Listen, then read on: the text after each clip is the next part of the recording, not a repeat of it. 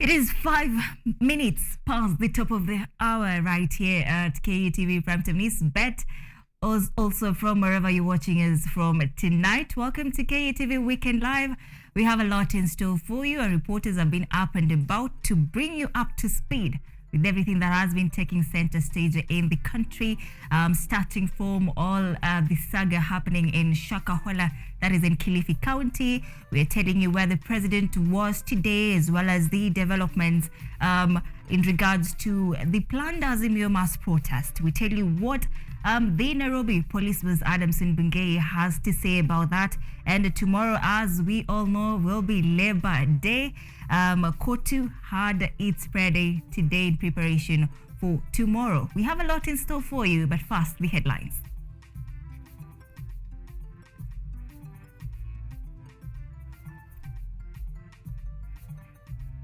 President William Ruto calls for regulation framework to weed out rogue preachers amid probe-related cult activities in Kilifi County. Nairobi Police Boss Adamson Bungei declines Azimio protest notice, declares the Central Business District a no-go zone. Kenya announces temporary closure of Mai Mahiu Narok Highway following road cracks on the busy road. And Kenyatta University medicine students hold peaceful demonstrations, claims ownership of Kenyatta University Teaching and Referral Hospital.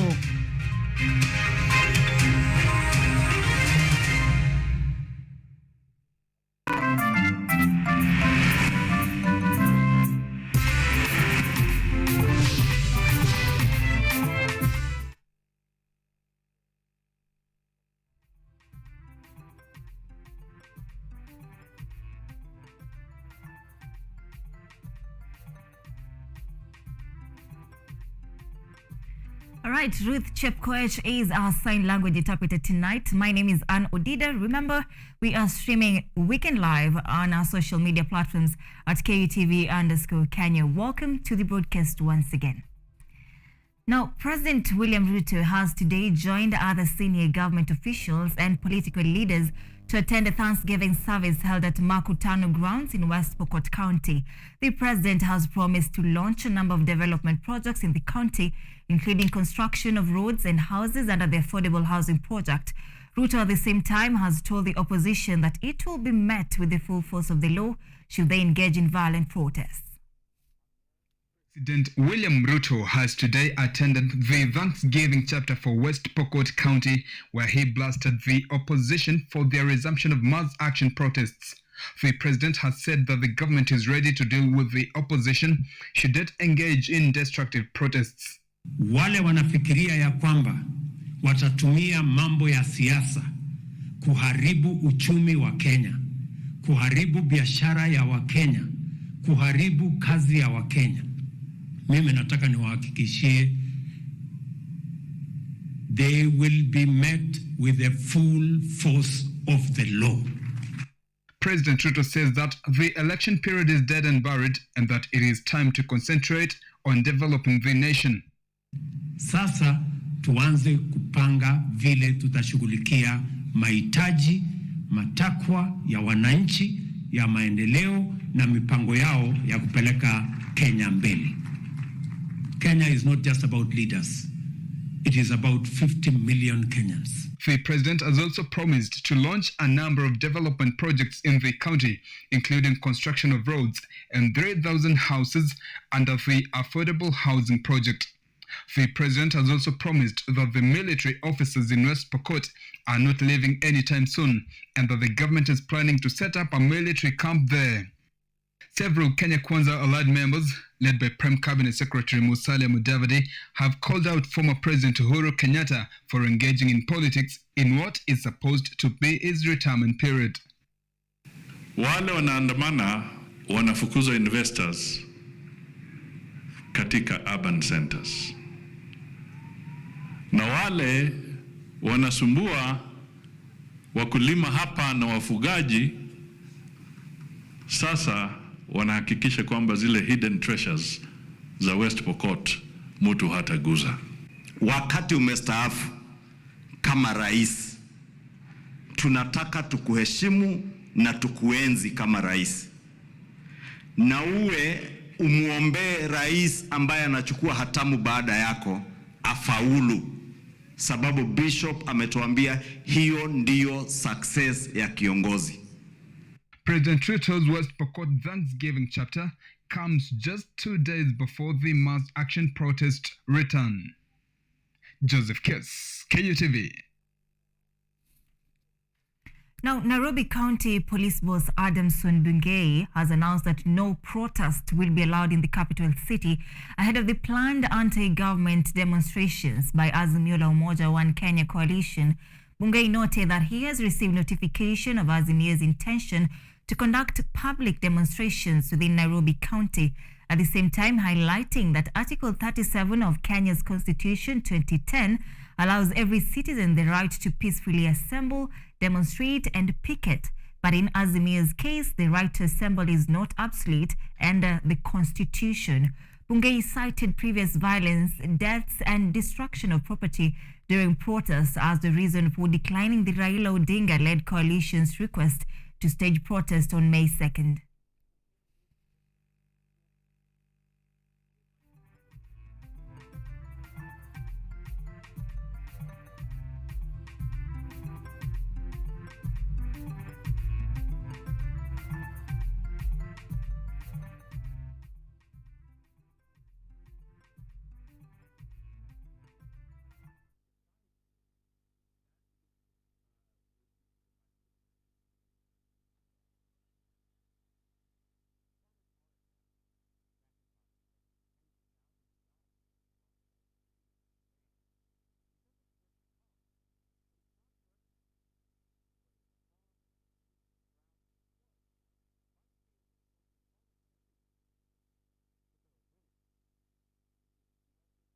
Focus on Health is a show that creates awareness on matters health and informs you on various diseases, their causes, treatment, prevention, coping, and support. So join me, Boari Michelle, every Thursday at 7:30 p.m. only on KUTV. You can also follow us on our social media platforms at KUTV Focus on Health on Facebook and also on YouTube, and Health Focus on Instagram, because your health is your wealth. Stay safe and stay healthy.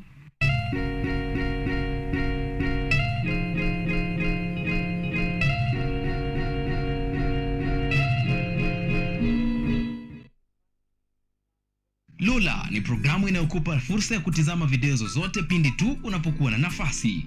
Hadithi za kukupa motisha, drama, maisha ya vyuo vikuu, teknolojia, masuala ya jamii, kuzuru maeneo tofauti, spoti, burudani na zaidi. Pata programu ya Lola sasa kwenye rununu yako kwa yote unayohitaji.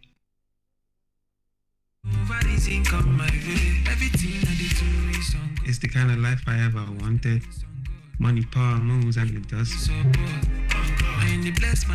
And I also went to like a seminary school too, like where I'm supposed to be like a reverend father. I've always been around music all my life. Yeah, I mean, it's up to every artist to know what motivates them. I saw you with the content, tell me nonsense. Say we no getting memo, take the content. God. Check my watch, you go see na God's timing.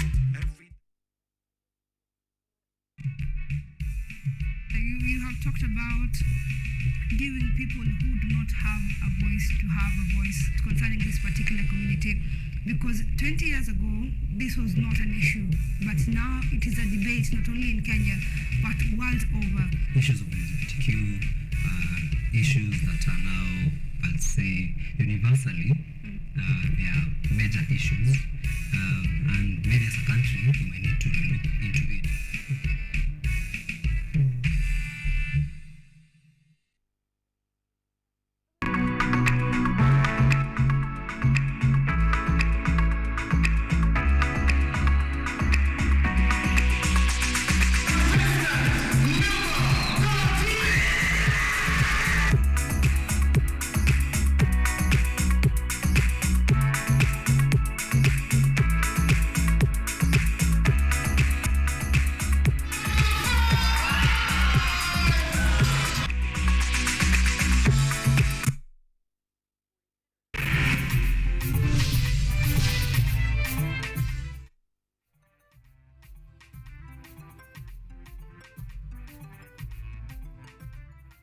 All right, thank you for being here. You are watching KUTV Weekend Live. Let's continue with our coverage.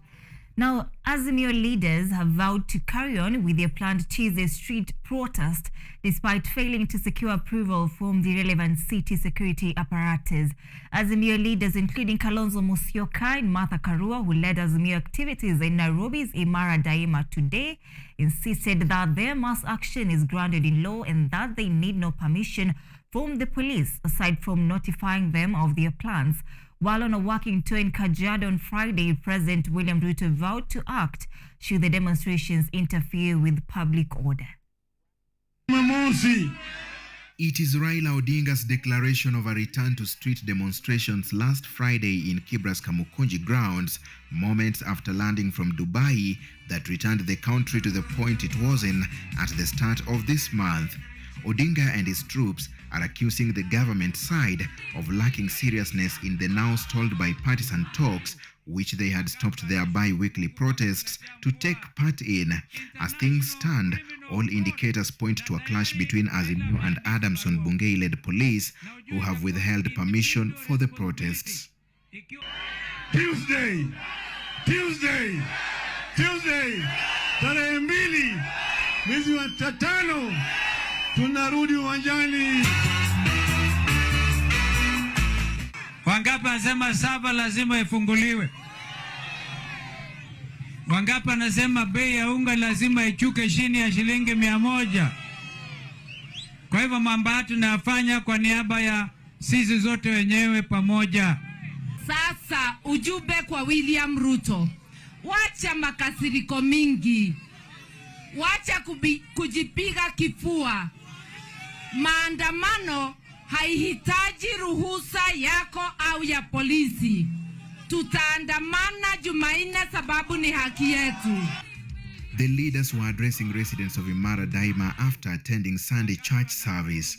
President Ruto has sharply criticized opposition's hardline stance, terming them as selfish and anti-common citizens. Saa ile tumeteremusha unga ndio hii imefika 160. Saa hii wamesema hata ukiteremusha unga bado tutaendelea na maandamano. Kumaanisha haikukuwa ni unga walikuwa wanatafuta, ilikuwa ni vizingizio. On Thursday, President Ruto vowed to act firmly in order to maintain order amid Azimio's protests. Kwenda Nairobi katikati, atikwenda kuharibu mali ya wananchi, atikwenda kulete fujo. Mimi nataka niwaambie my friends, hiyo haitawezekana. Mimi ndio rais wa Kenya. Na kama mnataka kuendelea, mtajua hamjui. Yes, enough is enough. Despite getting off their high horses and agreeing to talks, Raila and Ruto are again pulling apart. The constant question is, will there be demos in Nairobi on Tuesday? The response varies depending on who you ask and their political affiliation. Dennis Omondi reporting for KUTV. President William Ruto has today said that he will form a task team in conjunction with the clergy to help formulate a self-regulation mechanism to root out fraudulent religious leaders seeking to abuse religion for personal gain. This comes in the wake of reported cult-related activities linked to controversial preacher Paul Mackenzie in Shakahola village, Kilifi County, that has so far claimed over 110 lives. With the singing, during a prayer service in Makutano, West Pokot County, President William Ruto said the move to regulate churches in the country will provide a mechanism for compliant church leaders to report rogue elements in the wake of reports of related cult activities in the country. Nitafanya consultation na viongozi wetu wa dini katika taifa letu la Kenya. Tuwe na task force so that we can weed out the characters who want to abuse religion, to run businesses and things that are anti-religion in the Republic of Kenya. Ruto noted that the envisaged framework will provide the religious leaders and institutions with the necessary mechanisms to identify those who are operating against the law. We want to provide a framework agreed with our religious leaders, a framework that will provide for self-regulation so that church, so that religion, so that our spiritual leaders can have a mechanism where they can point out to government those who want to abuse religion for other purposes. The president made the remarks in response to the recent exhumation exercise of over 110 bodies in Kilifi's Shakahola forest, in which victims have been linked to controversial televangelist Paul Mackenzie of Good News International Church. Mackenzie, who is currently in custody, is accused of convincing his followers to starve to death, arguing that it is the only path to God. Wiper Party leader Kalonzo Musyoka, while speaking during a church service at Cathedral of Praise Ministries Church in Imara Daima, said transferring senior security officers in Kilifi County will not provide a lasting solution.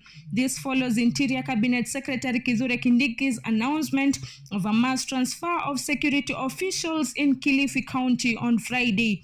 In Kilifi, where this thing happened, there is a chief, assistant chief, now, of course, intelligence, the whole government network. I don't think it is enough, my learned junior brother, Kindiki, to just have gone there and said, I'm changing. There's something basically wrong. The government on Friday suspended the exhumation of bodies at Shakahola Forest in Kilifi County owing to bad weather. Police are also holding New Life Prayer Center preacher Ezekiel Odero in connection with the series of deaths at his church. The government has since shut down his prayer center located in Kilifi's Mavueni area, as well as TV stations owned by the two preachers as investigation continues. Salma Swaleh, KUTV. Thank you, Salma Saleh, for that report. Now, the Central Organization of Trade Unions today held a prayer and thanksgiving service at the St. Stephen's Church in Umoja, Nairobi, led by its Secretary General Francis Atwoli, ahead of Labor Day celebrations to be held tomorrow at Uhuru Gardens. Among leaders present were Cabinet Secretary Labor and Social Protection Florence Bore, who also was also the chief guest, Labor Principal Secretary Patrick Toom, Nairobi Governor Johnson Sakaja, among others. Atwoli has asked the government to look into the needs of workers amid the high cost of living, at the same time lauding President William Ruto for not abandoning the workers' union. At the same time, he has pleaded with the former President Uhuru Kenyatta to broker a truce between President William Ruto and Azimio Chief Raila Odinga in order for Azimio to put an end to mass protests.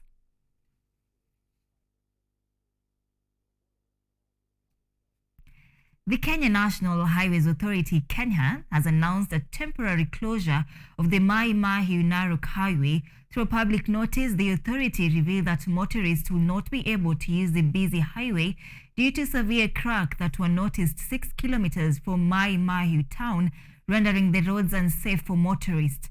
The authority's communication team says the cause of the crack is yet to be established. Preliminary reports, however, attributed to the ongoing rains. Kenya, at the same time, has issued alternative routes to be used by motorists, stating that it is working round the clock to restore the damaged section of the road.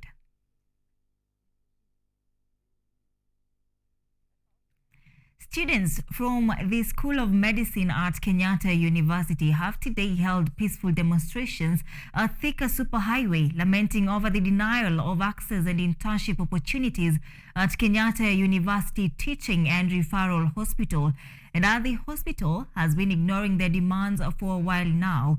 Here's Salma Swaleh with that report. A section of Kenyatta University students held peaceful demonstrations along Thika Superhighway on claims of sidelining of their demands by the Kenyatta University Teaching and Referral Hospital. The students highlighted their fears of deregistration of over 2,000 medical students due to lack of proper training. The students released their press statement addressing KUTRRH administration, telling them on how much they have been ignoring their demands to access the facility. Led by the Kenyatta University President Teddy Odhiambo, they have expressed their frustrations and asked the government and the school administration at large to work on their demands. I'm sending a clarion call and a stern warning to Professor Paul K. Wainaina, our Vice Chancellor, CS, Ministry of Health, and the President of the Republic of Kenya, that because we love peace and placidity, we have come for a presser. But next time,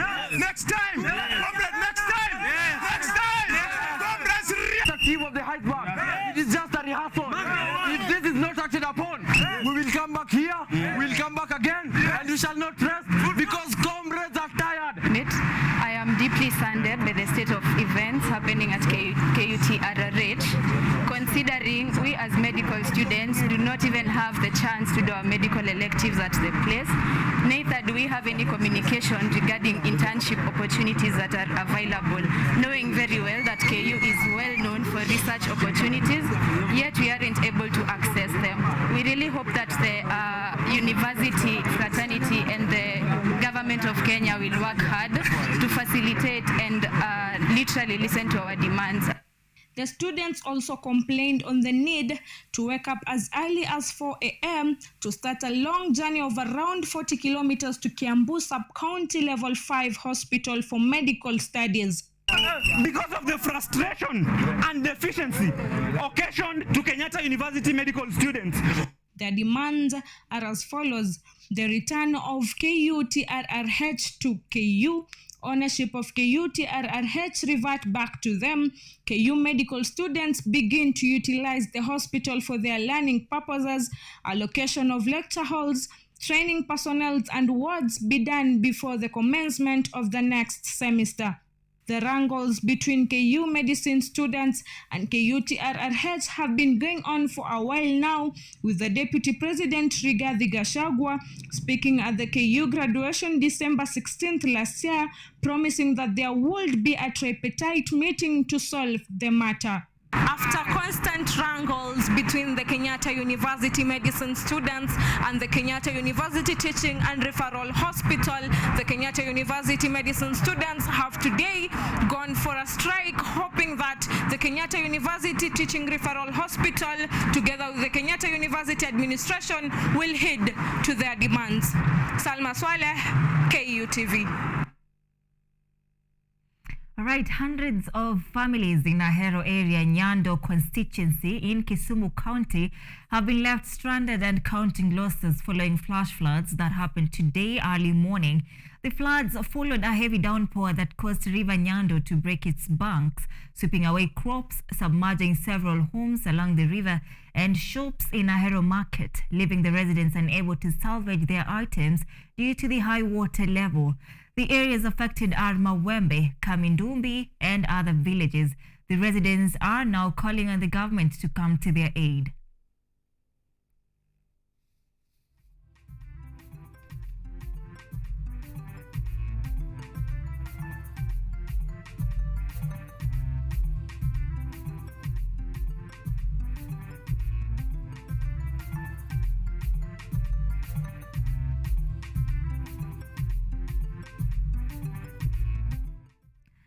All right, allow us to take our very fast short break at this point. When we come back, we're coming back with this week update on agribusiness. So stay with us.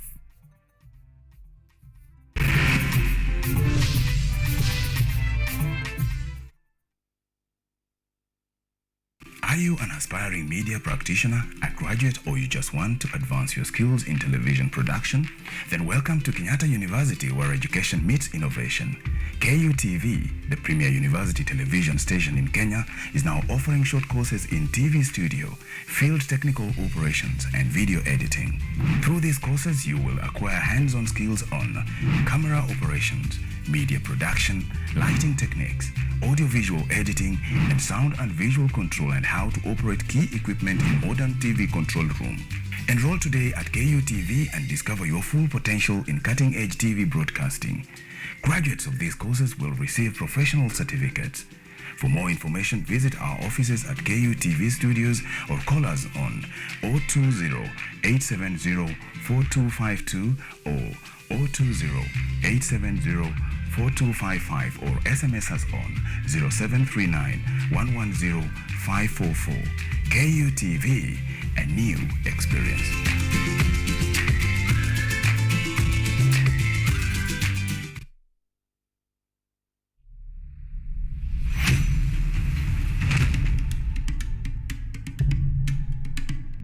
Kipindi hewani ni mitindo ya kipwani. Kama ilivyo kipindi hiki kinahusu nyimbo za tarab, chakacha, midwara, midundiko, bila kusahau mapishi. Ambao ndio uti wa mgongo wa pwani ya Afrika Mashariki. Jamani swaibu zangu mliopo maskani, hatuonani wenzangu, najua mwanitamani. Hapa KUTV, nahodha mwendesha chombo cha baharini, yani ua linalunukia na kuvutia waridi tamu.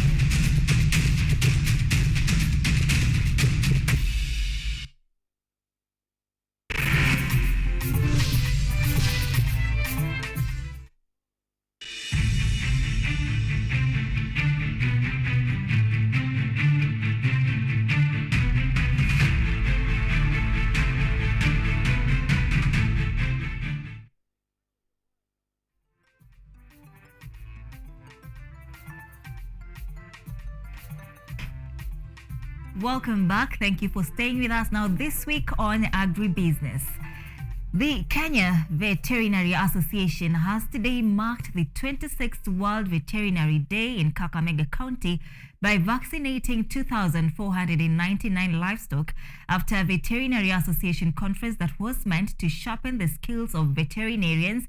The animals were vaccinated against foot and mouth disease, lumpy skin disease, and other common diseases. Listen in. Kenya Veterinary Association has today marked the 26th World Veterinary Day in Kakamega after a scientific veterinary association conference that was meant to sharpen the skills of the veterinarians. The veterinary surgeons who were part of the team performed free surgeries on cats and dogs in effort to control their population through sterilization method.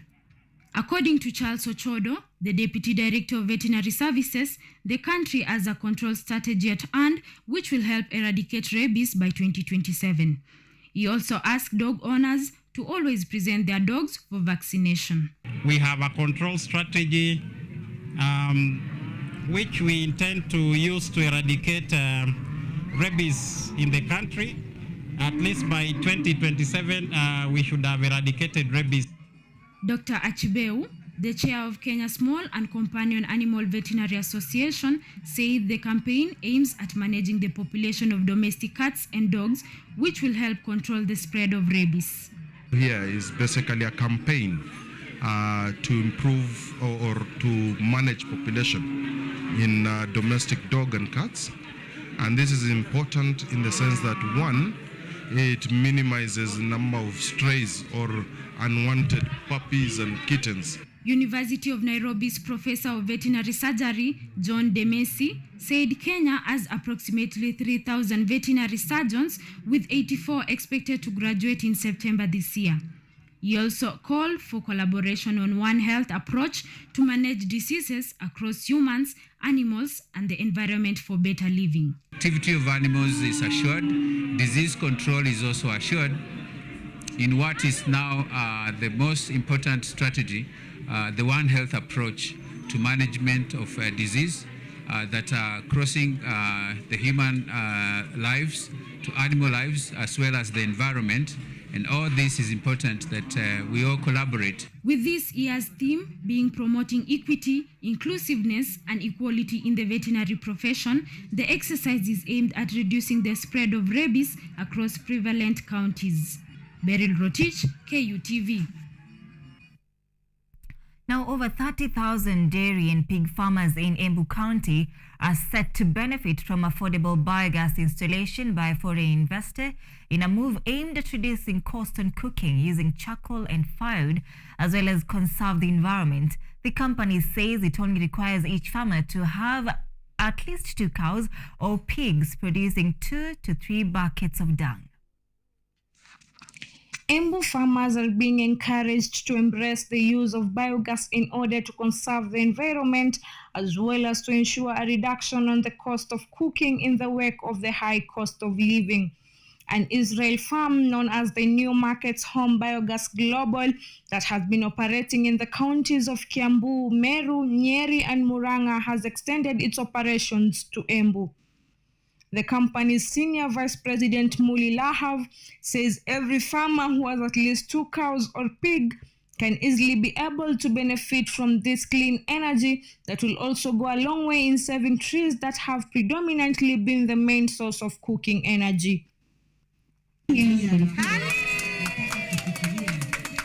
Wakati tunalisha ng'ombe alafu inakuona ukibebana na mkujiangazi ukienda kuzimu na unalipa mpaka mtu wa mbonda. Hiyo ng'ombe kama mimi I'm in the livestock and According to Mr. Lahav, the biogas, the methane gas produced can cook for at least 5 hours a day, and the residue slurry can be used in place of fertilizer in the farm to improve soil fertility and crop yields. The systems can treat 2, 3, 4 buckets of cow dung every day in a way that it breaks it down in an anaerobic process. And out of that process, there are 2 amazing outputs that comes out. One of them is methane gas, biogas, that people can cook on their stoves about 4 to 5 hours a day. And the second output is rich nutrient that comes pushed out of the system, around 100 liters a day, that can be used and applied on the cash crops, on the cow fodders, in a way that it's improve the harvest and the yield, and of course the fertility of the soil. Embu, we have more than 20,000 small-scale dairy farmers, and probably more than 10,000 pig farmers.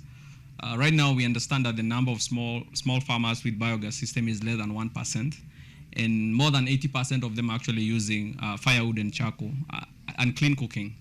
Farmer George Kivuti says the biogas technology has helped him save a lot since it is cost-effective compared to cooking with firewood, and that he has been using the biogas slurry produced by the biogas system on his coffee and maize farm, leading to increased soil fertility and bumper harvest. Biogas has proven to be effective for electricity production on sewage works, cooking, as well as a conservation agent to environment. Salma Swaleh, KUTV. And finally, Migori County and the Kenya National Farmers Association have embarked on a registration process to identify and categorize farmers into various value chain clusters to facilitate proper planning and easy execution of agricultural functions. Still, Salma Swaleh with more. Migori County and the Kenya National Farmers Association have today begun a registration process of farmers headed by Migori County Director of Agriculture Linus Origa and Migori County National Farmers Association Chairperson Peter Mwita. The registration process is aimed to increase food sufficiency and market access. According to Linus, the main aim of clustering farmers is to establish their population and to help the county to plan and execute agricultural functions. Department, that is something that we appreciate because we need a database that tells us how many farmers we have, what value chains are they participating in, where they are located, and what are the challenges, because that is the kind of information that we use as a department. However, Linus noted that the identification process will also enable the Department of Agriculture to map out different types of entrepreneurship and how best to engage donors and sponsors. He added that the registration process will help farmers access loans and grants to help them improve food production. The ultimate goal is that we are trying to make our farming productive. We want to make our farming business oriented, and we need every single partners within the county to help us. Peter Mwita on his part said that KENAF will work with the county to ensure that a proper database is generated for all farmers in the county. He also emphasized that by identifying and clustering farmers according to their respective enterprises, KENAF will have an easy time in terms of establishing markets among its members. Tumekutana na viongozi wa sub-counties, tunaenda kufanya registration ya wakulima, tukishirikiana na county government, tuone wakulima wanalima nini uko every sub-county na tuko na wakulima wangapi, ili tuweze kujua kila mkulima Kenya analima ni nini. The farmers registration exercise will take place in all 40 wards across the county with the help of agronomists and extension officers to ensure enough data is recorded. Edward Nyamo, KUTV.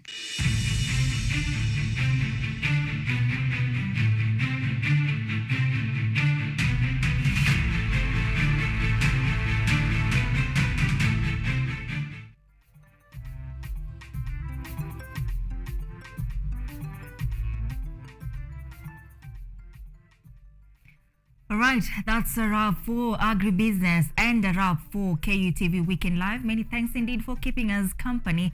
Be sure to join me again tomorrow, inshallah, for Money Monday. My name is Ann Odida. Our sign language interpreter tonight is Ruth CHEPKOECH. Have yourself a good night.